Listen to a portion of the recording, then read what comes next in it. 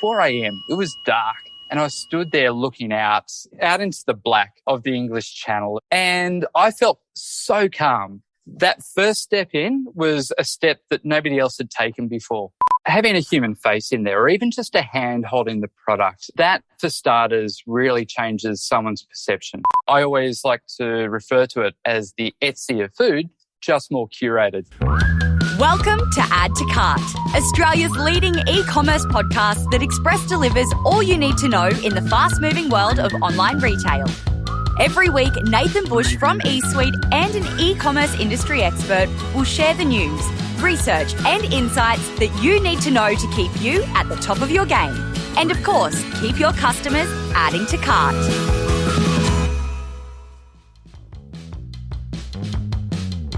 Hello and welcome to Add to Cart. My name is Nathan Bush, host of Add to Cart and director at e-commerce talent agency Seaweed. Now, what does e-commerce, cheese, and swimming the English Channel have in common? No, it wasn't the Add to Cart Christmas party, silly. It's today's guest. Sam Penny is the co-founder of Artisan's Bend, a curated marketplace for artisan producers. He is also behind the great online cheese shop, Cheese Therapy. I need some of that. According to Sam, they are now the largest cheese retailer behind Woolies and Coles. Artisan's Bend is Sam's latest venture and just one of the many strings to his bow. He's a former soldier, engineer, extreme swimmer, and lifeguard. Oh, and he also used to own some hair salons. Slowing down is now at the heart of Sam's business, and the unique food and drink available through Artisan's Bend is the kind that takes producers time to get right. In this chat, we talk all about Sam's colourful past lives, discuss how his other business, Cheese Therapy, has led to this successful marketplace, why content creation is a huge part of the business, and what it feels like to go where no other man has ever gone before. So, thanks to our partners, Shopify Plus and Signet, here's our conversation with Sam Penny, co-founder of Artisan's Bend. Sam, welcome to Add to Cart. Nathan Bush, thank you very much. I'm excited.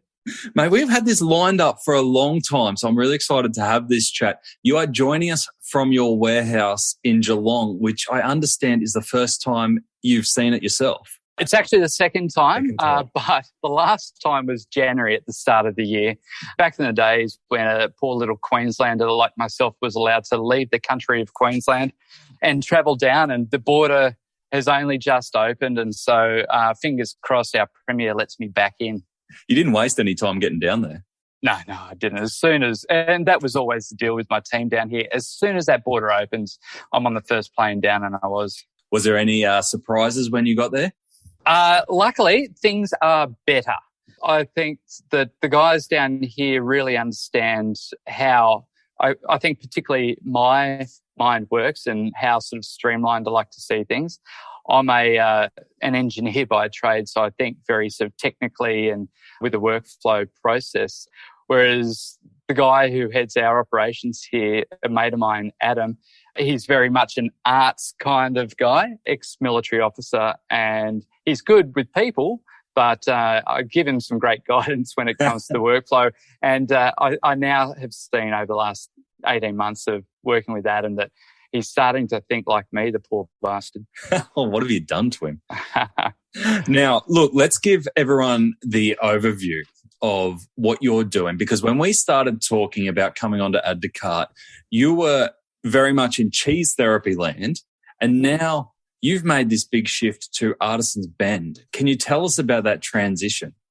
Yeah, well, I think sort of going back, Cheese Therapy, we launched about 6 years ago. Right from the start, we're a purely e-commerce cheese retailer, effectively. And we've been hitting some really big goals. So we represent about 20 small artisan cheese producers. We ship cheese right around Australia. About 90% of that cheese is shipped chilled to the door, which is massive, particularly with the issues that producers have with Australia Post. And it's just been a phenomenal time. I would probably say that we would be the largest cheese retailer in the country behind Coles and Woolies. Just built a great fan base. And It was at the end of 2020, about a week before Christmas. Something I had wanted to do for about 2 or 3 years was to show Australia that we grow coffee beans in this country, and we actually grow some really good coffee beans. So November, I flew around to some of the coffee farmers and filmed there, brought all that content back and just bought some of their, a couple of pallets of their coffee and just showcased it. And I said, guys, to Australia, do you realise that we actually grow a great bean here? So why are we bringing in beans from Colombia or Ethiopia when we've got something just as good here in our backyard and also through the South Pacific? And that just went absolutely nuts. It went so well. We then moved into small batch wines, family-owned vineyards, went into sort of crackers and paste and chocolate and, effectively everything that my lifestyle is based on. But what we realised was that cheese therapy was no longer a cheese business. We were becoming, the centrepiece for artisan producers. And what that allowed us to do was start to think about, we can't financially afford to go out and buy the produce of every artisan producer, every good artisan producer around the country. So let's start exploring developing a marketplace. So pretty much right at the start of 2021, we started doing a lot of investigation into marketplaces, speaking to all the platform providers, getting just a basic understanding of how do people respond to marketplaces? And certainly in Australia, marketplaces are the hot flavour at the moment. But I think at the same time, they're vital for particularly small producers. So after speaking with a lot of the service providers, we landed on a firm down in Melbourne called Marketplacer.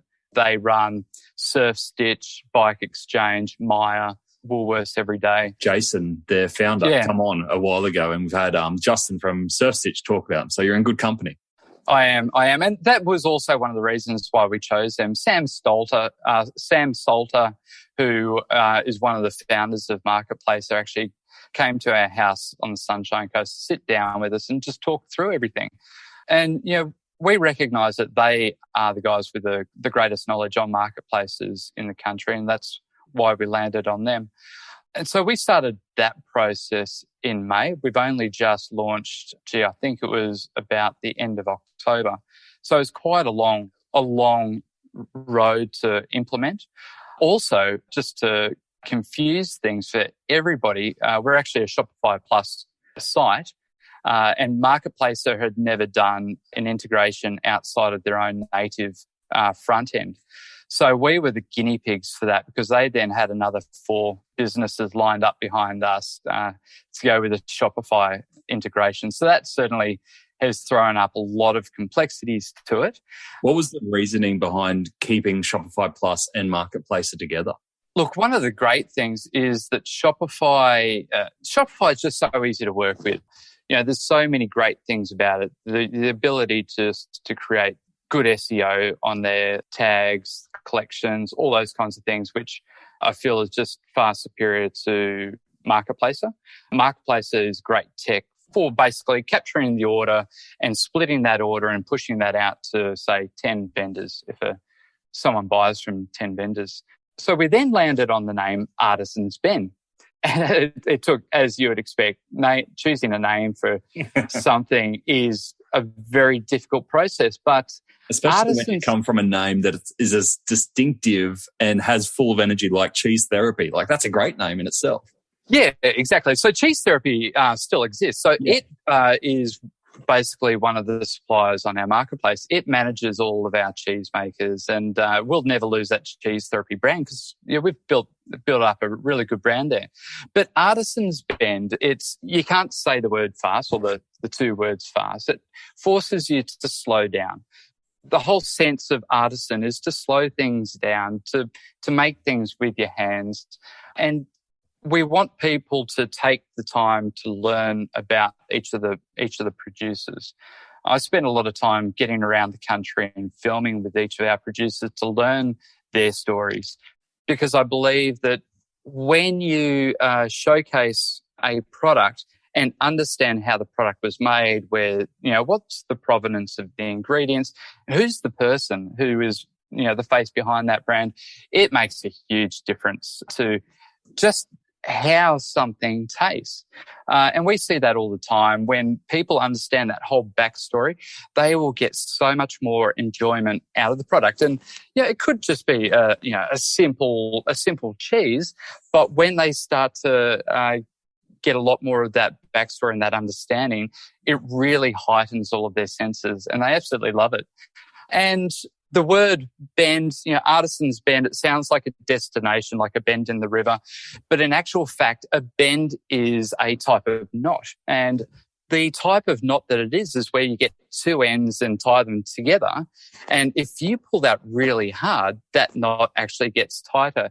And I really see that as a representation of our producers and our customers coming together and really forming a strong bond. And, with all the market forces that are out there, if we can really get that loyalty right between the producers and the customers, and us doing the right job of sharing that backstory, then that bend, that knot is just going to get tighter and tighter to the point where it'll never be broken. The dog days are over for Shy Tiger, who have finally cracked their packaging dilemma. Shy Tiger makes all-natural serums and sprays for your four-legged friend. The problem is, they're expensive to send safely and individually. That was until they introduced Signet's Giami Xbox Mini in conjunction with Signet's water-activated paper tape. Not only is the packaging solution 100% eco-friendly, but they've also saved 92% in packaging costs and can happily report zero breakages. That's nothing to bark at. Signet have over 5,500 packaging solutions that help leading e-commerce retailers like Shy Tiger step up their packaging game. Visit signet.net.au to find out more. That's signet.net.au.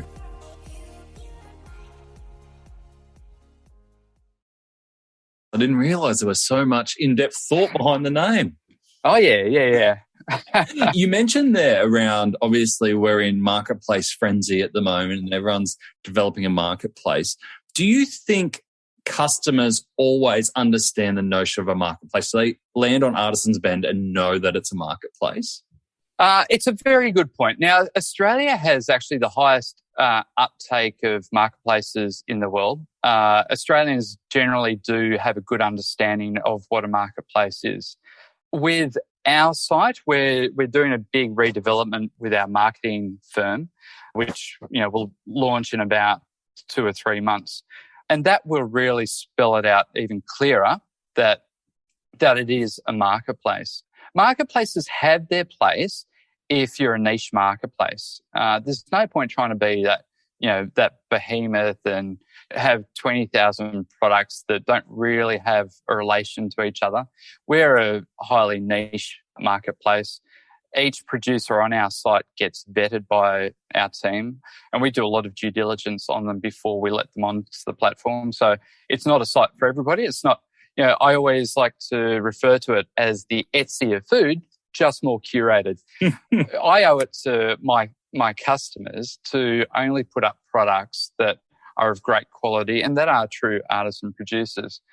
How do you determine that? Do you have to actually eat everything that wants to be listed on your site? Oh, Nathan, you should see the amount of samples that get sent to me every single week. It is ridiculous. But I think I'd need to go out and find some more wine producers. We do a lot of due diligence, going through all their social media, going through their website. We do face-to-face Zooms with every single one of them. We spend a huge amount of time, but it's just how we will ensure the quality of what we're producing so that Artisan's Bend doesn't then just become a site for everything and competing against the big guys. Yeah. I loved your point there around telling the story of the people behind the product. And one of the things that you do beyond, just selling product through Artisan's Bend is that you have an educational series to help other artisan producers tell the story behind what they're producing. What kind of tips do you have for founders and creators who are looking to tell the story? What practical things do you say this gets the best cut through? Having a human face in there, or even just a hand holding the product, that for starters really changes someone's perception. We're dealing with artisan producers, things that have been made with passion, and usually most of these producers, it's their passion project. One of my producers, Phyto Health on the south coast of New South Wales, Dr. Pia Winberg, she set out to save the planet through seaweed. And so all of her research project has been done on seaweed. But then she realised that, you actually have to do more than just growing seaweed. So she then turned it into a whole range of products like pastas and dukkha and all these things, packed full of micronutrients. But if you put up a picture of just, a packet of pasta, it's pretty dull. But when you hear about sort of her story, and now that the New South Wales border is open as well, I'm going to get down and interview her. When you understand the story of what she has done so far, she's very accomplished, and where she's going, you just want to try it. Tastes bloody brilliant too, by the way. Seaweed pasta. What does it taste like? It's just got a touch more, it's sort of a little bit of umami in there. It just adds another level of complexity to what you have. And you don't really need to add a lot of sauce or anything like that. It's perfect. It's just a bit of garlic and olive oil. Anyway. You're making me hungry. Oh, mate, I'm making myself hungry. I think the thing to get real cut through is to really be honest and open with what you do and why you do it. One of the things that artisan producers do is they fall into the trap of talking about the flavours of a product as opposed to why they do it. Now, with cheese therapy, because we've been doing cheese for 6 years, I didn't come from a cheese background. And so that means I don't speak, like sort of the wine wankers out there. But to me, I find that, like my experience with wine and also what I found with cheese is that everybody tastes different. Either you like something or you don't. But the important thing is to understand why someone has created that, how they've created it, how the cow's treated, what are the pastures like, all those kinds of things, and then leaving it up to someone to make up the mind whether firstly they're going to buy it or not, and how do they like the flavours.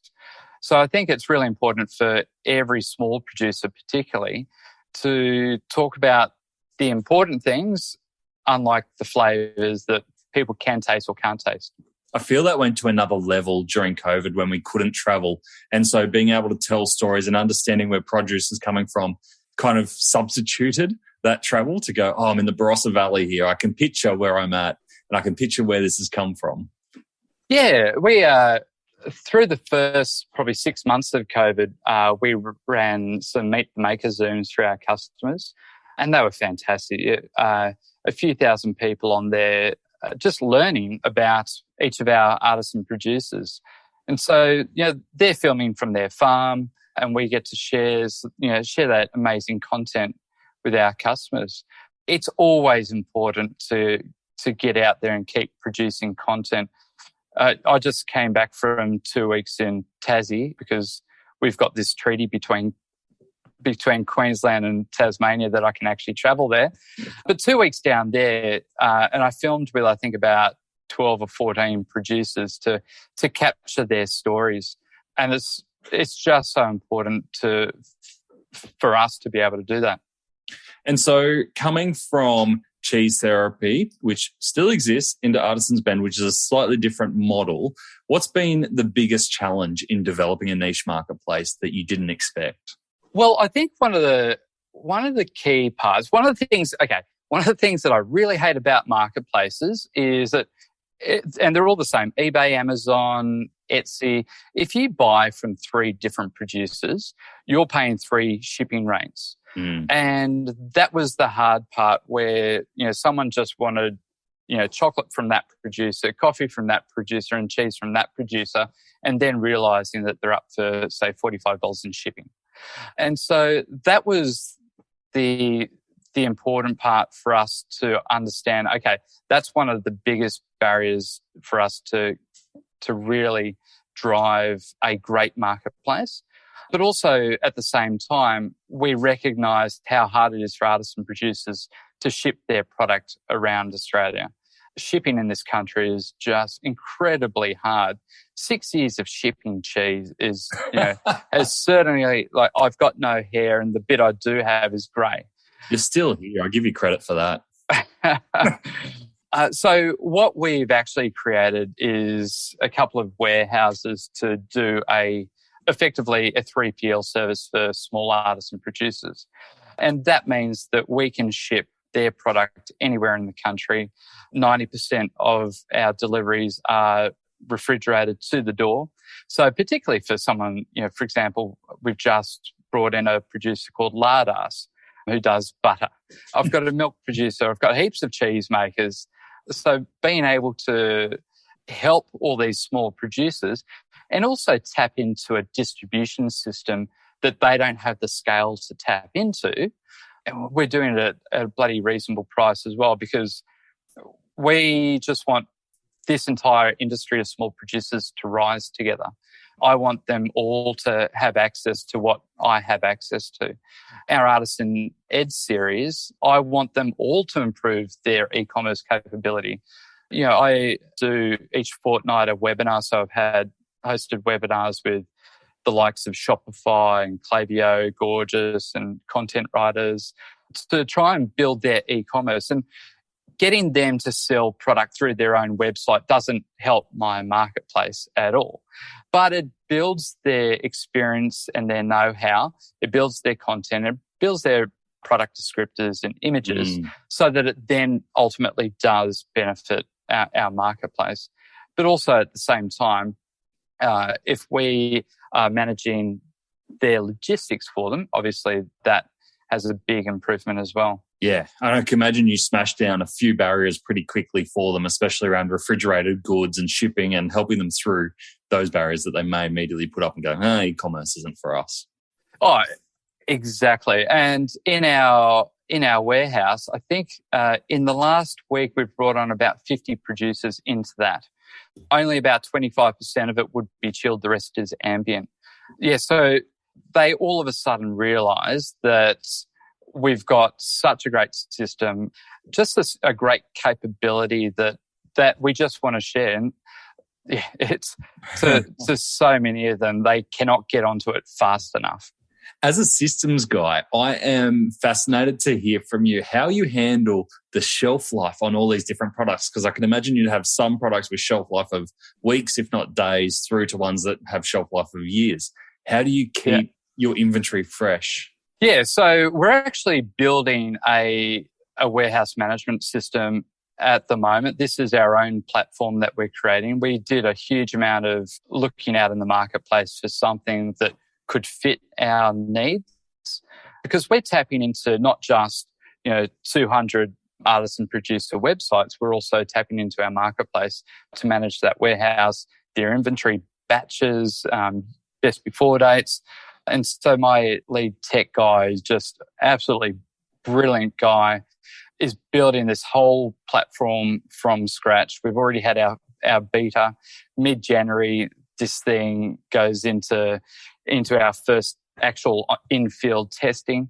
And yeah, it's basically just through his sheer brilliance that we're able to manage all of this, and providing then a lot of that data back to our artisan producers to tell them when to restock.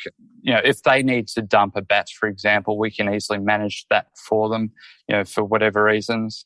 We're also heat mapping our warehouse so that we limit the amount of steps that we take in our picking process. I know what we want, and he also understands it. I have never built a bit of tech before. I've never used a warehouse management system before. But at the same time, I had not come from a cheese background before cheese therapy. I think one of the great things as an entrepreneur is that, and I think also a lot of entrepreneurs come from outside the field, that you get to build something how you want it built without any preconceptions of how it should be built. Yeah. And I love your background, right? So you mentioned you come from a cheese background. Having a look at your LinkedIn, let me list this for everyone who's listening, right? So you've been a cleaner, a lifeguard in the Defence Force, as you mentioned, a civil engineer. You've had a medical device company, a chain of hair salons, and you're now an e-commerce founder. Which of those previous lives do you draw most upon in what you're doing today? My medical device company. So I had this product called the circulation booster that I created. At the time, it was a $400 product.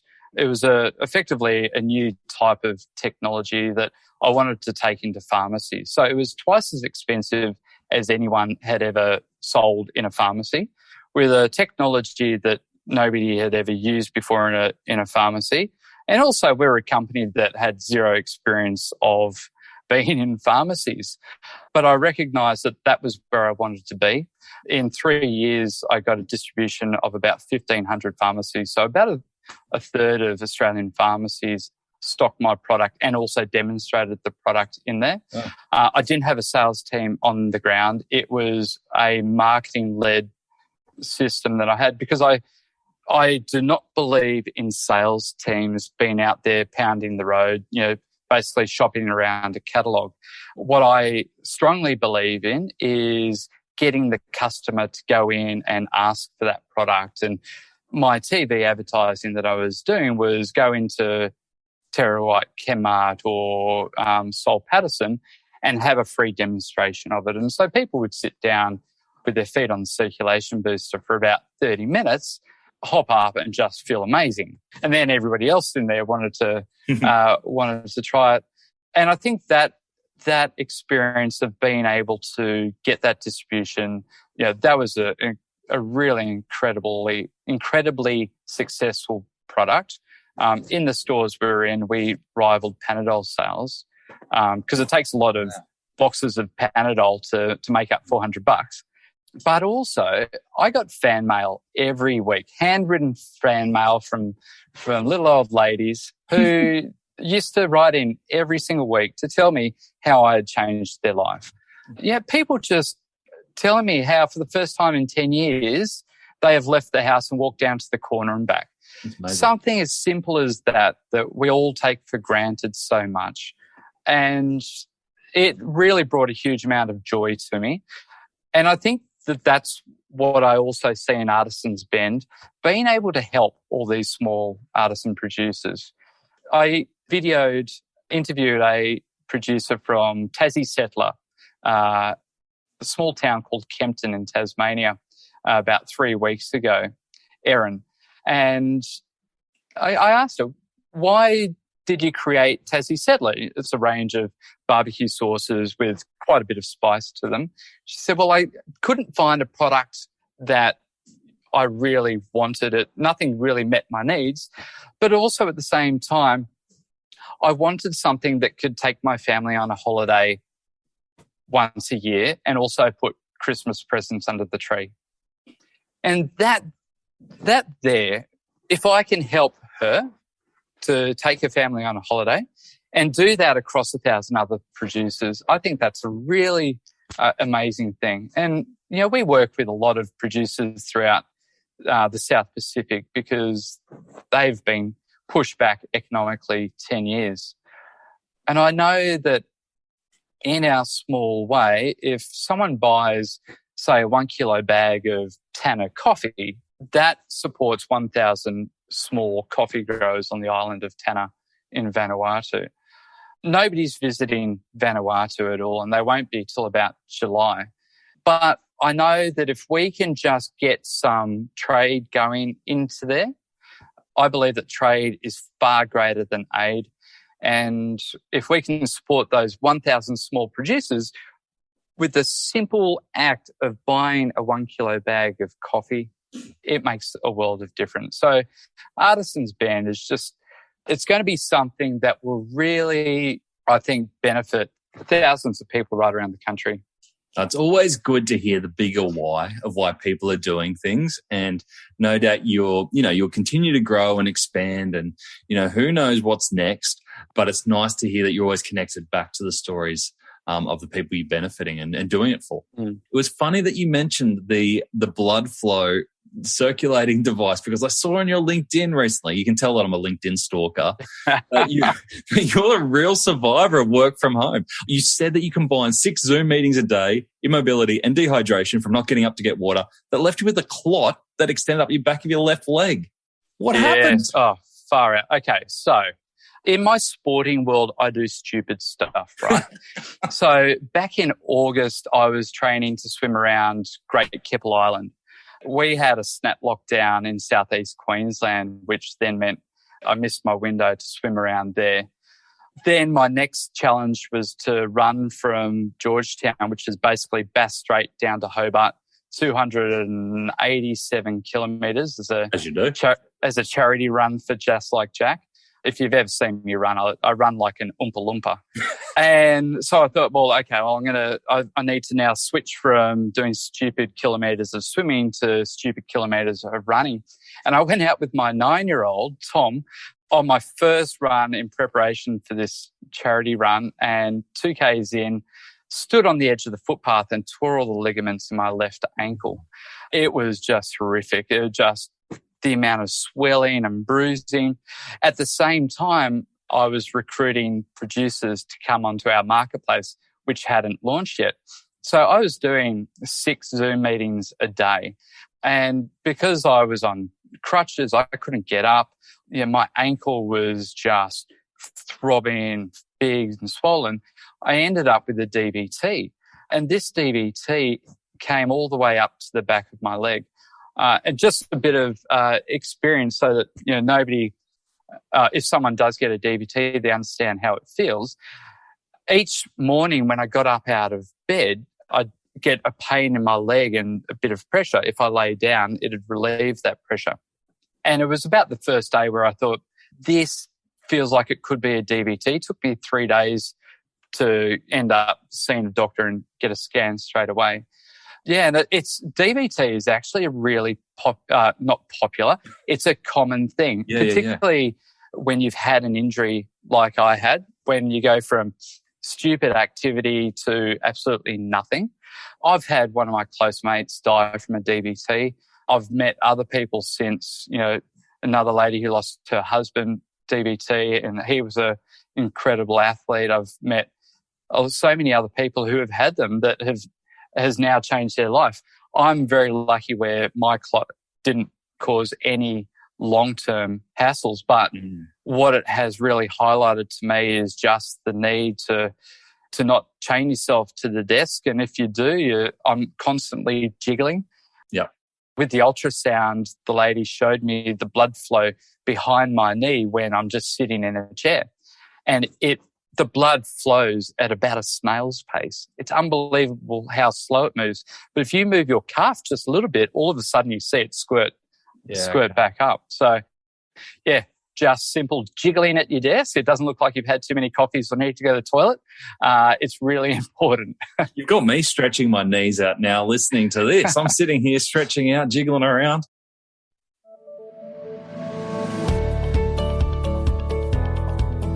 We've all had days, right, where no matter the amount of coffee thrown down the gullet, there is no rescuing you from your own sluggish self. Coffee brand Alternative Brewing had the same problem, but with their old platform. Starting off as one product with their sole AeroPress maker, they quickly broadened their range and grew their customer base until the site went into a total caffeine coma. Now, re-platformed onto Shopify Plus, the site doesn't crash, pages load much faster, and they're getting a 15% increase in average order value. Best of all, they're much less irritable. That's the little cup of joe we are all craving. To read more of Alternative Brewing's story and see other case studies, visit the customer section on shopify.com.au/plus.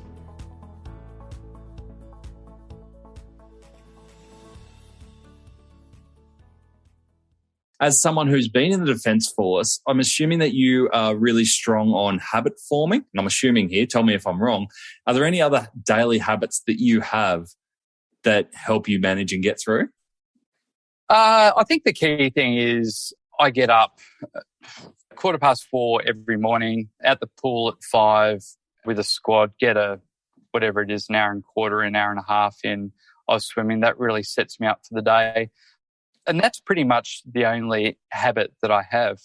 I think that I really love going off to do, stupid adventures, stupid activities.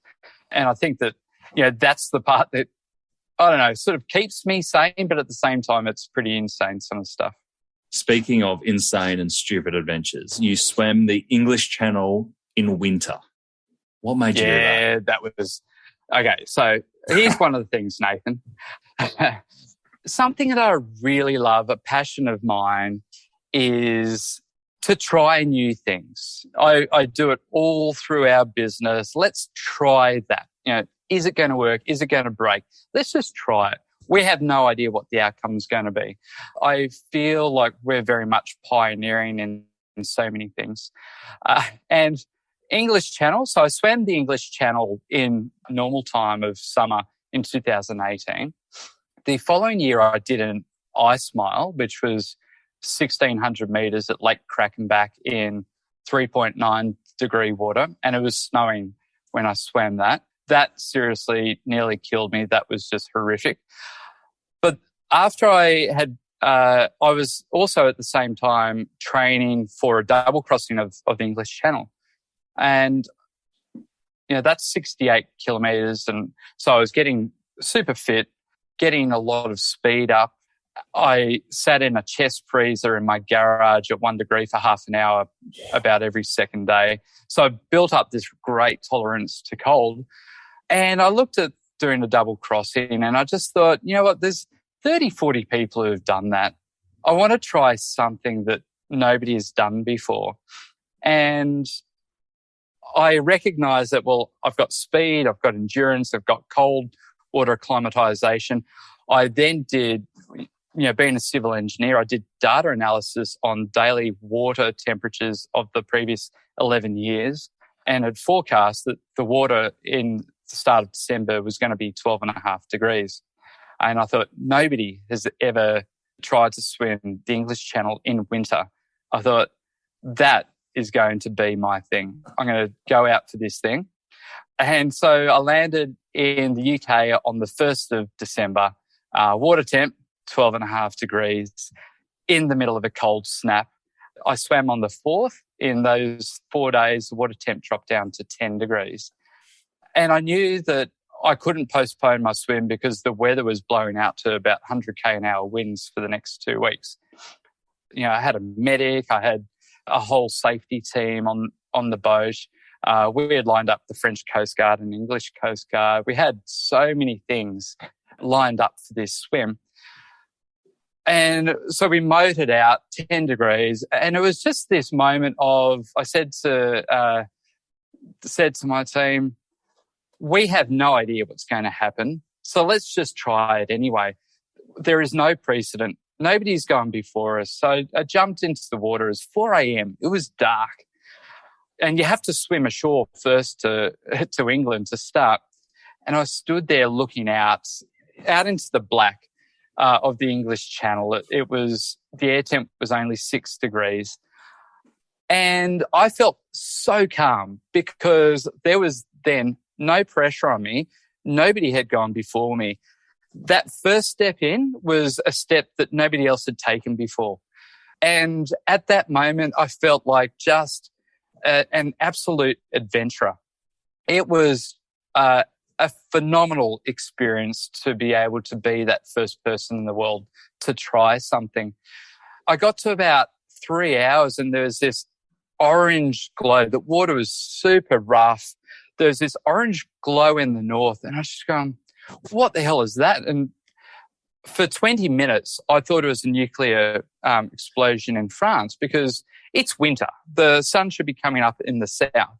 And I couldn't work out what this glow was. And then all of a sudden, the sun popped up. And I was completely confused. How on earth did the sun get up there? What's going on?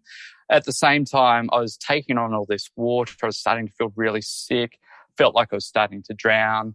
And so 3 hours, 20 minutes, and about a third of the way across 10 Ks, I called it quits. So I thought, nobody's gone 3 hours, 20 minutes. Nobody's gone 1 minute. I could push out to 6 hours, but I was still only going to be about halfway just because of how rough it was. And, I called it quits and pulled out. I recognised that hypothermia was really starting to set in.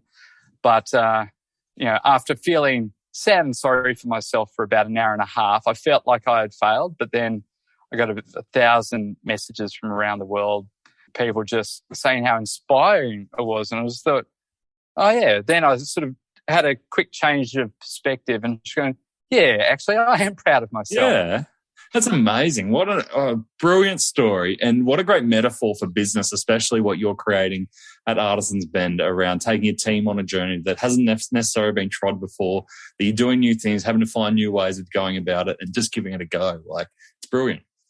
Thanks, Nathan. What's the next stupid adventure for you? Well, a mate of mine got me at a weak moment 2 weeks ago, sort of late at night, couple of wines, and said, this guy's a Latvian ex-Olympian swimmer.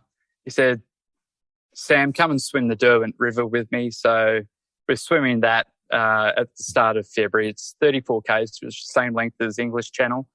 I better start getting some decent long swims in. I reckon you need to hang out with better people. Yeah, I know. But hey, this guy loves his cheese and he keeps buying a lot. Yeah, good. And so back to something I can relate to. Can you tell us what's your favourite cheese, or what have you stumbled across recently of Artisans that you just have to shout from the rooftops about? I tell you, something that has really impressed me is crackers. It's a sourdough cracker. Now, this lady, Christina, she's on the Sunshine Coast. She first came to us about July 2020. She'd been stood down from her construction job. She'd been in construction for 10 years. And she's Croatian. Her and her family fled Croatia after the Croatian War. And she came out here with her whole family. She always used to bake in Croatia alongside her uncle, who was a master baker there. And when she was feeling stressed or anything, she would always go back to baking, and it really brought a lot of passion to her. She'd always take a lot of breads, and particularly sourdough breads, into work. People always wanted to buy them, but for her, it's just her passion. So she dropped off this packet of crackers at our place. She messaged us through Instagram. We had no idea who she was. She goes, I want to do this. Can you tell me what you think? And these things, seriously, her business is called Silver Tongue Foods. Her crackers are the best thing I've ever tasted. We have mentored her all the way through, her and her partner, Andy. She's now in, I think, 50 IGAs. We would sell, I'd probably say, 2,000 packets a month of her crackers. We can't get enough of them. She's really been struggling to scale up, but at the same time keep the quality and what makes her really proud. Yeah, it's just everything about it, the story of meeting her and hearing where she came from, but also backing that up with a bloody ripper. I can't believe I get so excited about a cracker, but it truly is. It's over the last 18 months particularly, it's been one of my standouts. That's amazing. It reminds me of when I worked at a big retailer and we were out in the middle of absolutely nowhere. It was a warehouse in the middle of nowhere, absolutely nothing around. And the highlight, every couple of months, we'd have this guy rock up in an old Corolla, and he'd pull up, open his back boot, and he'd just have bags of beef jerky in it. And the announcement would go over the speakers in the office. It was like one of those ones where it had intercom still around everywhere. And it would be, you'd hear a little, Tim, the beef jerky man is here. Tim, the beef jerky man is in the car park. And you just see people rush out. But it is the best beef jerky I've ever had, and I've never been able to find it since. So if he was ever to hook up with you and Artisan's Bend, he'd obviously be able to take it to the masses, and he wouldn't have to be the beef jerky man who sells it out of his boot in the middle of nowhere. I love that. Yeah. You look at businesses like Cotton On. The guy who started Cotton On was just selling T-shirts out the back of his dad's station wagon. And now look at them. We're actually going for their COO is taking us for a tour of their warehouse here in Geelong or Avalon to see how they operate. And they're just about to expand into the US. It's amazing where a business can start and where it can lead to. Yeah, absolutely. So speaking of businesses continuing on their success, what's next for yourself and Artisan's Bend? Yeah, we're just finishing off a capital raise with Artisan's Bend, and that's really to accelerate our push through 2022, building our team so that we can bring on a lot more of our artisan producers, but also so I can get around the country and spend time with them a lot more and really capture their stories and share those stories, really developing a lot of that great content that sets us apart from Coles or Woolies, building out our 3PL and really starting to make that a slick, efficient operation. And our bit of tech really will also help when we're ready to do that international expansion. So, there's a lot going on, but we're building everything in our systems now for the future. When we started Cheese Therapy 6 years ago, we always built it so that when we had the right catalyst, we could scale really fast. And we had two catalysts. First was Australian bushfires. The second was COVID. We had a 24x increase in our business, but all of our systems were built to be able to handle that. And now we're basically building systems so that we can now do this again. Brilliant. Now, if we've got artisan producers in particular who are listening to this, this sounds fascinating. I'd love to speak to Sam around how we might be able to get involved. What's the best way to get in touch? Oh, look, just connect with me on LinkedIn. I love a good LinkedIn connection. Drop me a message there. I love speaking to producers. It's a real joy to find out what makes a producer tick and, why is it their passion to do what they do. And also just jump onto artisansbend.com. If you want to sell on our platform, you can jump on there and go for it. Beautiful. Sam, I am out of here. I've got some seaweed pasta and what else? We got some crackers and some barbecue sauce to go on order. You made me really hungry. So thank you for sharing your story. Really exciting. And can't wait to see what happens in 2022. Legend. Thanks, Nathan. Honestly, I'm just so confused after this chat. I don't know whether to set myself a big, ambitious physical goal and get training, or sit down, crack a bottle of wine and just enjoy a nice bit of cheese. I think I'll do the latter while I ponder it. Here are my 3 takeaways from our chat with Sam. Number 1, verifying partners and stockists.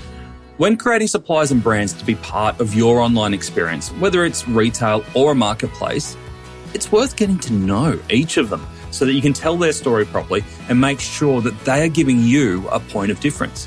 You heard Sam goes through their website in detail and organises a Zoom call with every producer.